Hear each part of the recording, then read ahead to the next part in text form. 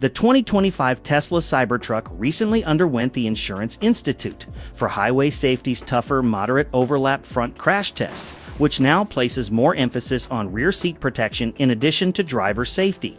For models built after April 2025, the Cybertruck earned a good overall rating, thanks to structural improvements under the front of the vehicle designed to better manage crash energy. This production date is crucial for buyers, as it determines whether the vehicle includes these updated safety features. Information that can be confirmed by checking the certification label on the driver's door or B-pillar. In crash testing, the driver's side dummy showed excellent protection, with minimal chest compression and low head injury numbers indicating strong performance. The vehicle structure remained intact, with controlled movement in key areas like the footwell and steering column.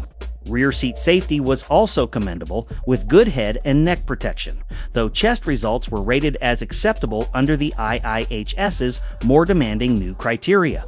Importantly, seat belts remained properly positioned. The Cybertruck's pedestrian automatic emergency braking system performed well in both day and night scenarios, successfully avoiding collisions at 12, 25, and 37 miles per hour by providing timely alerts and early braking. However, headlight performance remains a weak point, earning a poor rating due to excessive glare for oncoming drivers despite decent forward visibility. This is a key consideration for frequent night drivers until Tesla addresses the issue.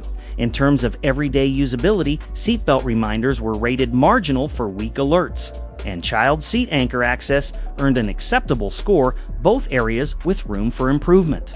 Two major safety evaluations, small overlap front and updated side impact tests, are still pending.